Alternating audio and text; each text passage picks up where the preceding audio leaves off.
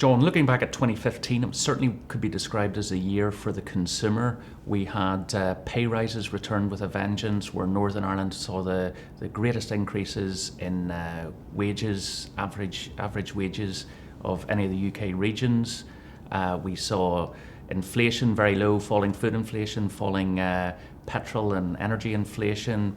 Overall consumer price inflation is going to average about zero.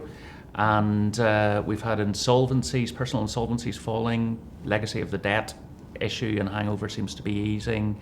And as we come to Christmas, there's a Christmas dinner index which suggests that the price of the Christmas dinner is at a 4-year low. If you're drinking beer at home, it's at a 5-year low. So everything looks good for the consumer going into 2016. What do you think are the challenges that lie ahead? I'll give you one challenge in what you've just said. Have you been into a restaurant recently and tested, can I buy my Christmas dinner with my guests for a lower price than last year? The restaurant price may not have come down to match the raw material costs coming down, which of course is part of the story. The input costs have, as you say, come down. But what's happening on the high street, we're not talking about a major change in prices. Households, I think, this Christmas feel there is rather less uncertainty about maintaining their living standards than there was a year ago. We've seen a bit of a kind of retail mini boom over the Indeed. last 6 months or so. And I like your phrase, retail mini boom. I suspect that we're now seeing the evidence that Northern Ireland's consumer spending, shopping in the high street, has gone through that little boom and is now levelling out again. I don't think it's going to fall so long as employment stays up. But I think we mustn't think of retail spending as being the buoyant factor that will take the economy even higher. Indeed, the worry would be that some of the success of the economy in the last year has been that retail spending has spread over the whole economy in other ways. Now we're talking about, well, what do we put into place that will lift the whole economy in the longer term? Mm-hmm.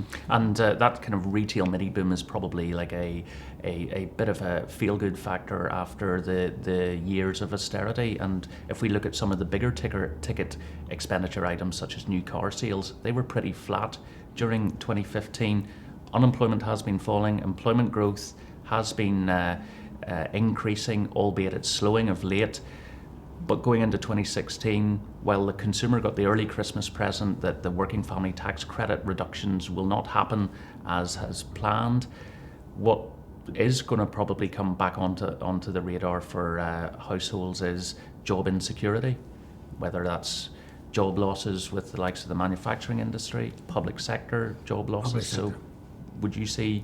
Yeah, I think you're right to put the finger on jobs in manufacturing and the public sector. It's quite remarkable now when you look at the figures. There has been a significant reduction in employment in the public sector, and it's contentious to say so, but it's probably been a necessary adjustment, and it affects the whole Stormont financial position that they're borrowing money in order to reduce the number of people they employ, and that obviously creates a controversial contrast that some people are arguing about. But the point about it is that public sector employment is down.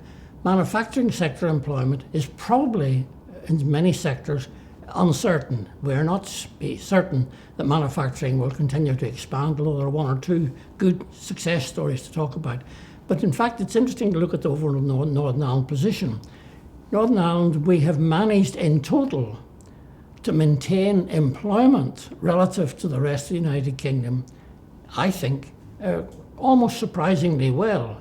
But the downside on that is we haven't managed to maintain output from both manufacturing and other service sectors and the public sector in compensation in a way that we would have expected. In short, not to put a fine phrase on it, Northern Ireland has been shown in the last 2 or 3 years, and particularly now, to be lacking in a productivity improvement bonus. We've been getting the employment bonus, but not the productivity. Yeah, because what you see is Northern Ireland has actually recouped over 90% of the jobs lost during the downturn, which compares to the Republic of Ireland, which has only recouped less than half.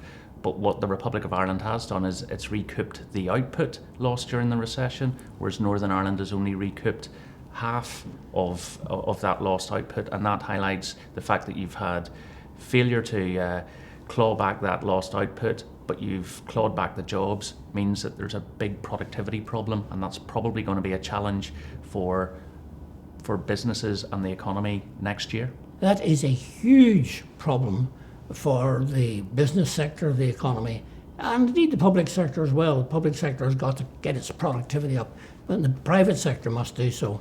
And the contrast between north and south on this island, this is a dramatic feature which you put your finger on.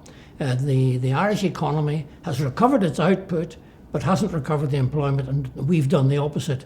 I think if I were to say, well, which is more desirable, I would have to give some credit to the Irish authorities who managed to bring their economy from that huge debt burden into a position where it's really the fastest growing economy in Western Europe again. Now, I hope they'll be able to maintain that, but they'll be doing well if they do.